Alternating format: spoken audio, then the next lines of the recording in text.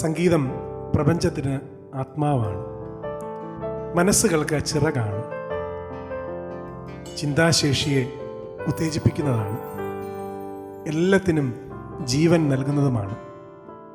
ഒരു പ്രത്യേക ഭാഷ സംഗീതത്തിനില്ല.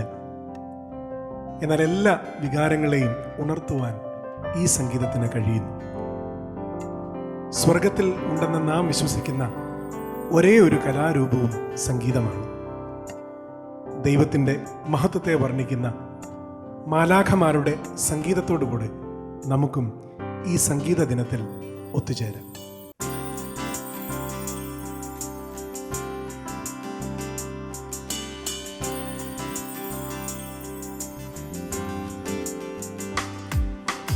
ഓരോ ദിനവും നാഥനിൻ സമ്മാനമായി പാടിടാം, വാഴ്ത്തിടാം യേശുനാഥ വന്ദനം. ഓരോ ദിനവും നാഥനിൻ സമ്മാനമായി പാടിടാം, വാഴ്ത്തിടാം യേശുനാഥ വന്ദനം. ഗാനമായൊരു നിമിഷവും താളമായെൻ ജീവനും, ഗാനമായൊരു നിമിഷവും താളമായെൻ ജീവനും. രാഗമായി നാദമായി യേശുനാഥനിൻ സ്നേഹവും, രാഗമായി നാദമായി യേശുനാഥനിൻ സ്നേഹവും. ഓരോ ദിനവും നാഥനിൻ സമ്മാനമായി പാടിടാം, വാഴ്ത്തിടാം യേശുനാഥ വന്ദനം. ഓരോ ദിനവും നാഥനിൻ സമ്മാനമായി പാടിടാം, വാഴ്ത്തിടാം യേശുനാഥ വന്ദനം. ഓരോ ദിനവും.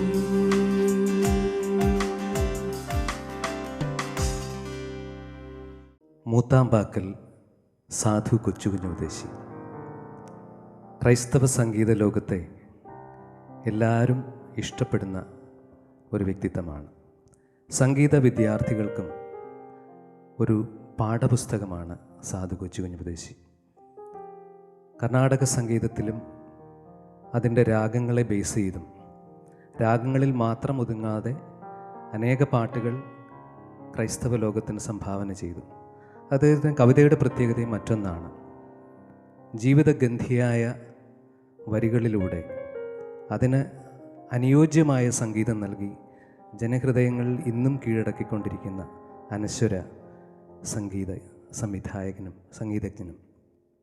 അദ്ദേഹത്തിൻ്റെ ഏറ്റവും പ്രസിദ്ധമായ ഗാനമാണ് എൻ്റെ ദൈവം സ്വർഗസിംഹാസനം. ഒരു വിശ്വാസത്തിൻ്റെ പാട്ടാണ്. ഈ പാട്ടിൻ്റെ ഓരോ വരികളും ഓരോ സ്റ്റാൻസയും നമ്മളിലൂടെ കയറി ഇറങ്ങിപ്പോകുന്ന ഒരു പുഴയായി ഒഴുകുന്ന ഒരു ഭാവമാണ് നമുക്ക് നൽകുന്നത്. ഇത് ഇന്ന് ഞങ്ങളെ അവതരിപ്പിക്കുന്ന ഈ ഗാനവും ഏറ്റവും ഹൃദ്യമായി തീരട്ടെ. എല്ലാവർക്കും ആശ്വാസത്തിൻ്റെ ഒരു നീരുറവ ഒഴുകട്ടെ എന്ന് ആശംസിച്ചുകൊണ്ട് ഞങ്ങൾ ഈ ഗാനത്തിലേക്ക് കടക്കാം.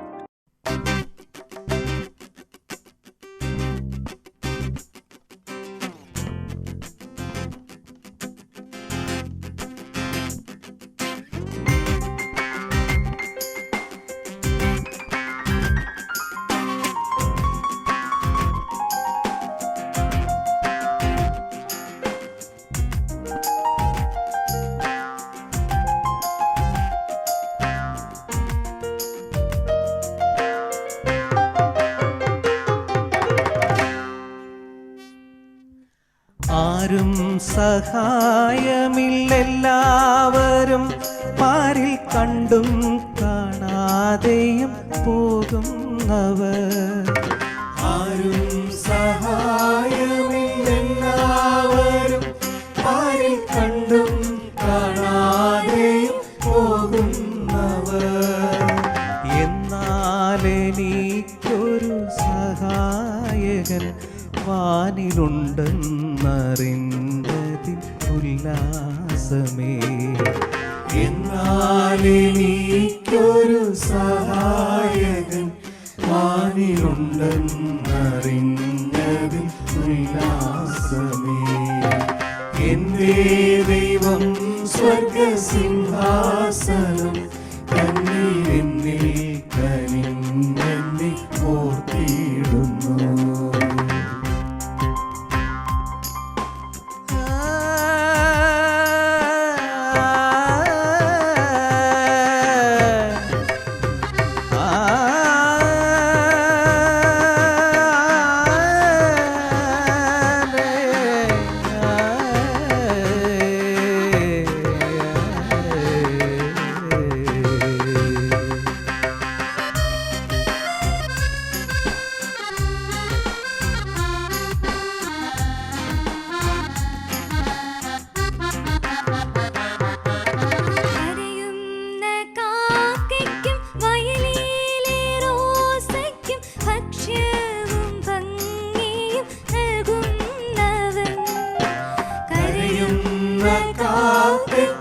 വയലിലെ റോസയ്ക്കും ഭക്ഷ്യവും ഭംഗിയും നൽകുന്നവൻ. കാട്ടിലെ മൃഗങ്ങൾ ആറ്റിലെ മത്സ്യങ്ങളെല്ലാം സർവേശ്വരനെ നോക്കിയിടുന്നു. കാട്ടിലെ മൃഗങ്ങൾ ആറ്റിലെ മത്സ്യങ്ങളെല്ലാം സർവേശ്വരനെ നോക്കിയിടുന്നു. എന്റെ ദൈവം സ്വർഗസിംഹാസനം തന്നിലെന്നിൽ കനിഞ്ഞെന്നെ ഓർത്തിയിടുന്നു. മാതാപിതാക്കളും വീടും ധനങ്ങളും വസ്തുസുഖങ്ങളും കർത്താവത്രേ. മാതാപിതാക്കളും വീടും ധനങ്ങളും വസ്തുസുഖങ്ങളും കർത്താവത്രേ. പ്രായം മുതൽ ഇന്നേ വരെ എന്നെ പോറ്റി പുലർത്തിയ ദൈവം മതി. പൈതൽ പ്രായം മുതൽ ഇന്നേ വരെ എന്നെ പോറ്റി പുലർത്തിയ ദൈവം മതി. എന്റെ ദൈവം സ്വർഗസിംഹാസനം തന്നിലെന്നിൽ കനിഞ്ഞെന്നെ ഓർത്തിയിടുന്നു. മഹാമാരിയുടെ വേദനകൾ തളം കെട്ടി നിൽക്കുന്നതായ ഈ സമയത്ത് നമ്മുടെ വിശ്വാസത്തെ ഉറപ്പിക്കുവാൻ സമ്മാനമായി ലഭിച്ചതായ ഒരു ഗാനമാണ് റവറൻ TJ ആൻഡ്രൂസ് ചിട്ടപ്പെടുത്തിയതായ യേശു എന്ന അടിസ്ഥാനം എന്ന ഗാനം. ആ ഗാനത്തിൻ്റെ വരികൾ ഈ ദിനങ്ങൾക്ക് നമുക്ക് ആശ്വാസവും നമ്മുടെ വിശ്വാസം ഉറപ്പിക്കുവാനും നമുക്ക് സാധിക്കുന്നു. ആ ഗാനത്തിലേക്ക് നമുക്കൊന്ന് പ്രവേശിക്കാം.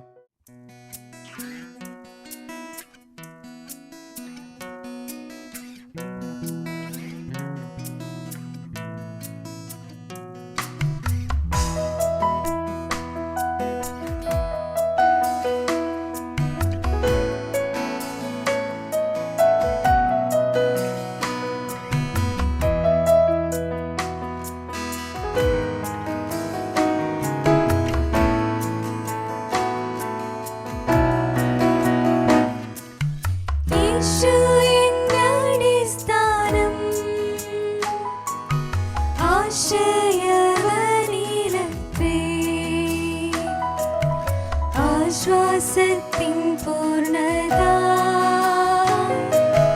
യേശുവിൽ കണ്ടേ ഞാനും.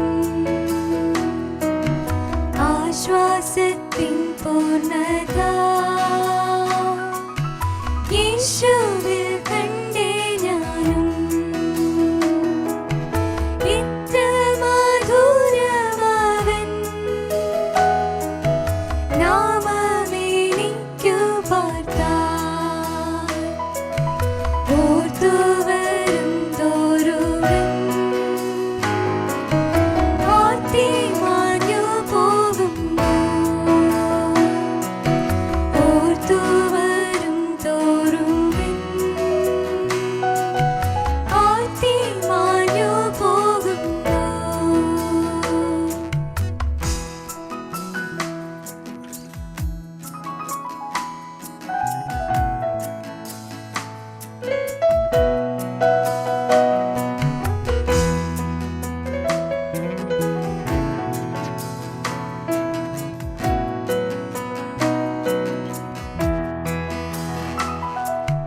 രോഗമെന്നെ പീഡിച്ചെന്ന് ദേഹം ക്ഷയിച്ചാലുമേ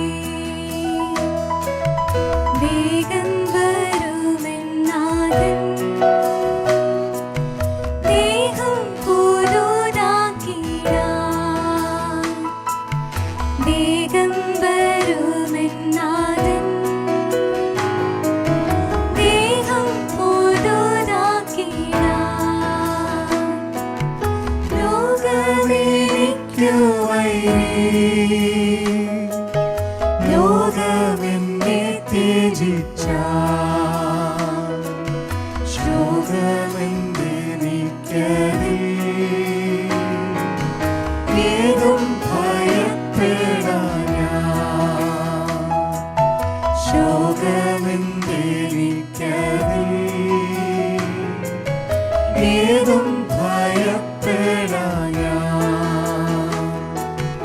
യേശു എന്നടിസ്ഥാനം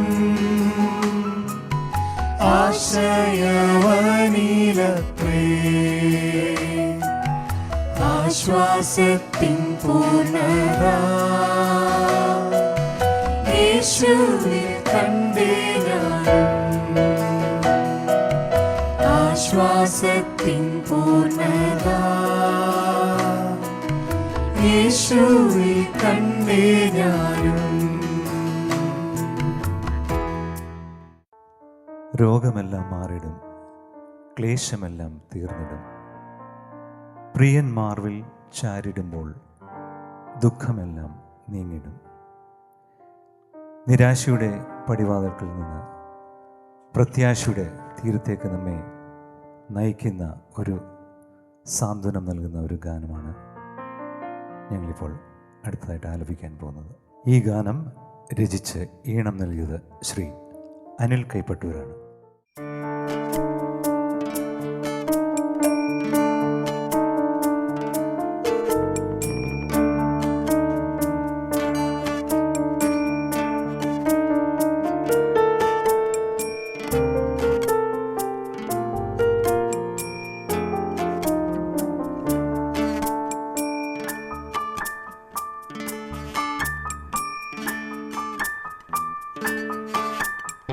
കഷ്ടതയിൻ താഴ്വരയിൽ കണ്ണുനീരൊഴുക്കിടുമ്പോൾ കാരുണ്യത്തോടെന്നെ ചേർത്തു സാന്ത്വനം നീയേകണേ. കഷ്ടതയിൻ താഴ്വരയിൽ കണ്ണുനീരൊഴുക്കിടുമ്പോൾ കാരുണ്യത്തോടെന്നെ ചേർത്തു സാന്ത്വനം നീയേകണേ. രോഗമെല്ലാം മാറിടും, ക്ലേശമെല്ലാം തീർന്നിടും. പ്രിയന്മാരിൽ ചാരിടുമ്പോൾ ദുഃഖമെല്ലാം നീങ്ങിടും. രോഗമെല്ലാം മാറിടും, ക്ലേശമെല്ലാം തീർന്നിടും. പ്രിയന്മാരിൽ ചാരിടുമ്പോൾ ദുഃഖമെല്ലാം നീങ്ങിടും. DSMCയുടെ നേതൃത്വത്തിൽ നടത്തപ്പെട്ടതായ ഈ ഗാനസന്ധ്യയിൽ വ്യാപരിച്ചതായ ദൈവകൃപയ്ക്ക് നന്ദി കരയറ്റുന്നു. ആലപിച്ചതായ ഈ ഗാനങ്ങളിലൂടെ ഏവർക്കും ആശ്വാസത്തിന് മുഖാന്തരമായി എന്ന് വിശ്വസിക്കുന്നു. നമുക്കേവർക്കും പരിചയമുള്ളതായ പരിശുദ്ധൻ മഹോന്നത ദേവൻ എന്നുള്ളതായ ഗാനം ആലപിച്ച് ഈ ഗാനസന്ധ്യ ഇവിടെ അവസാനിപ്പിക്കുന്നു.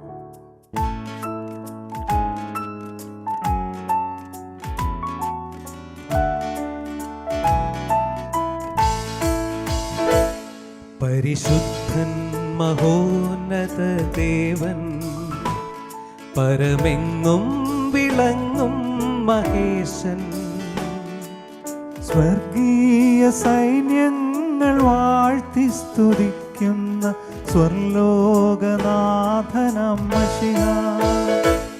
പരിശുദ്ധൻ മഹോന്നത ദേവൻ, പരമെങ്ങും വിളങ്ങും മഹേശൻ, സ്വർഗീയ സൈന്യങ്ങൾ വാഴ്ത്തി സ്തുതിക്കുന്ന സ്വർലോകനാഥനം മശിഹാ.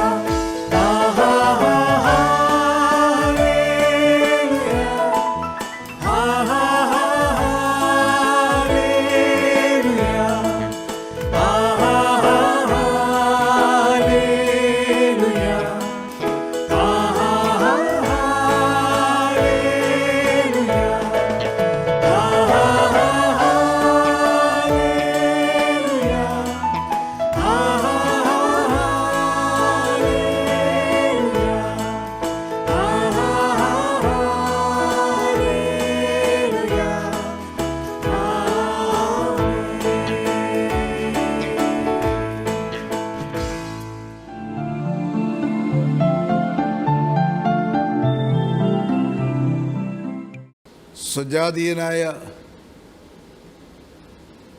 ഒരു കുഷ്ഠരോഗി, സമൂഹത്തിൽ നിന്ന് പുറന്തള്ളപ്പെട്ടവനും ജീവിതത്തിൽ ഏകാന്തത അനുഭവിച്ചവനും പ്രതീക്ഷകൾ ഇല്ലാതെയായി തീർന്നവനുമായവൻ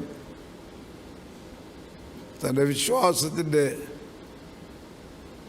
അടിസ്ഥാനപരമായിരിക്കുന്ന കാഴ്ചപ്പാട് അവർ സന്നിധിയിൽ സമർപ്പിക്കുന്നു. എൻ്റെ ആവശ്യങ്ങൾക്ക് മതിയായവനായി നിന്നെ ഞാൻ കാണുന്നു. നിനക്ക് മനസ്സുണ്ടെങ്കിൽ എന്നെ സൗഖ്യമാക്കുവാൻ കഴിയുമെന്ന് ഞാൻ വിശ്വസിക്കും. കർത്താവ് മനസ്സലിഞ്ഞു. ആതുര ശുശ്രൂഷയുടെ ആരംഭമായി അവനെ തൊട്ടു, അവനെ സൗഖ്യമാകുക എന്ന് പറഞ്ഞു.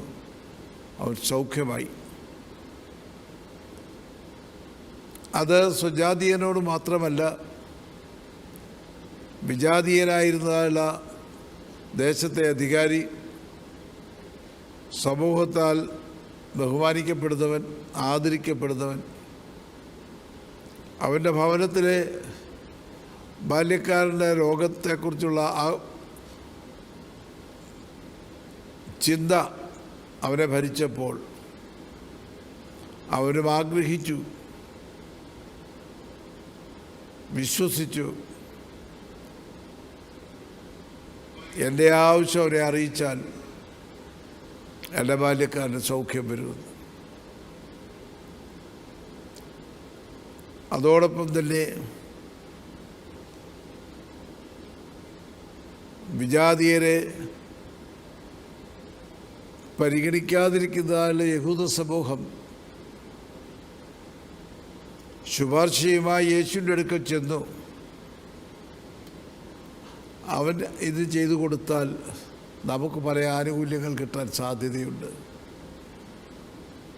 യേശു അതല്ല പരിഗണിച്ചത്. ഈ വിവരം ശതാധിപൻ അറിഞ്ഞപ്പോൾ പറഞ്ഞത് ഇപ്രകാരമാണ്: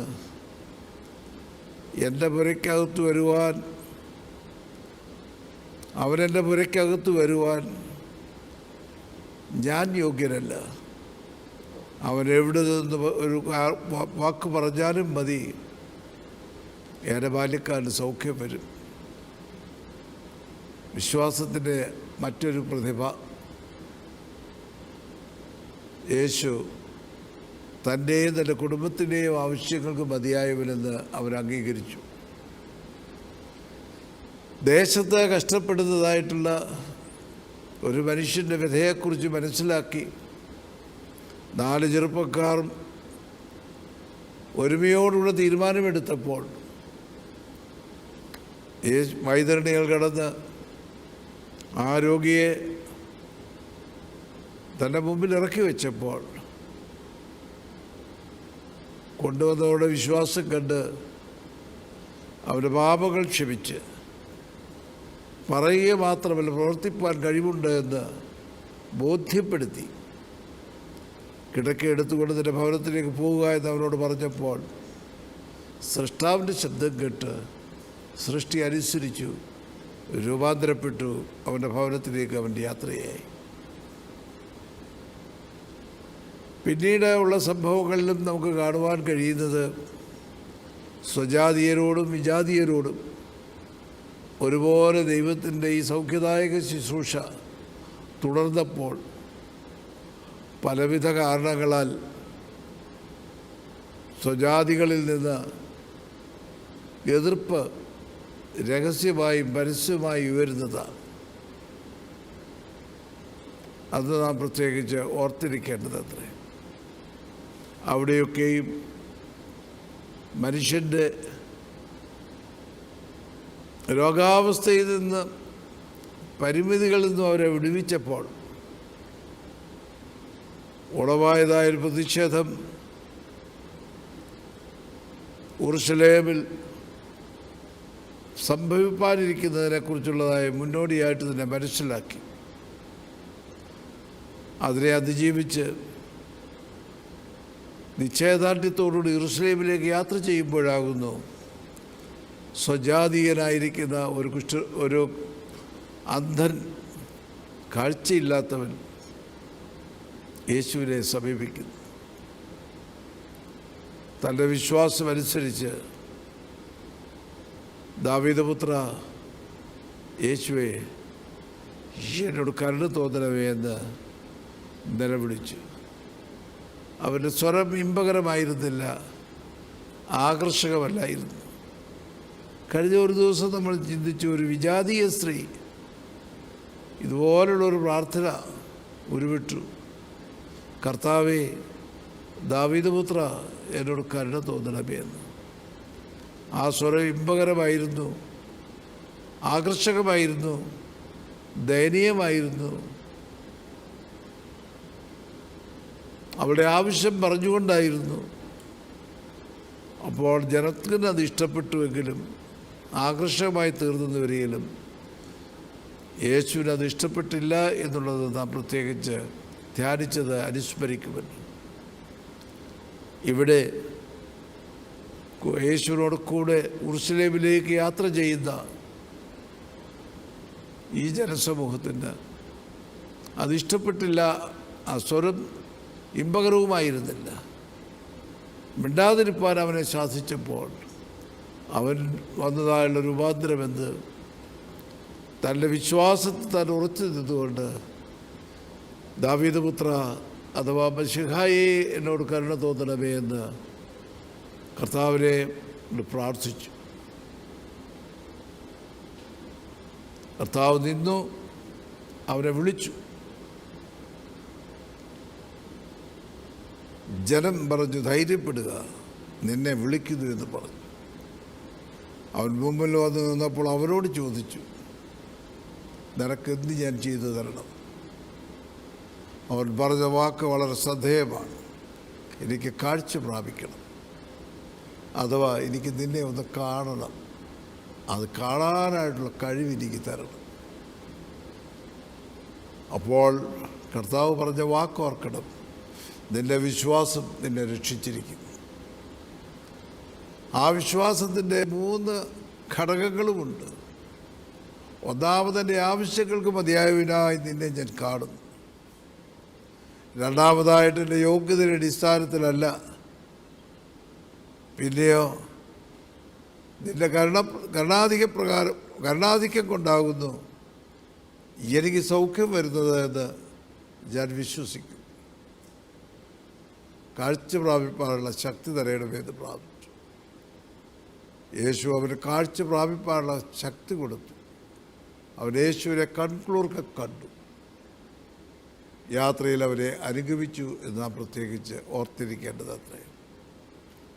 ജീവിതത്തിൽ പ്രയാസങ്ങളും വിഷമതകളും വരുമ്പോൾ, സംഘർഷങ്ങൾ വരുമ്പോൾ,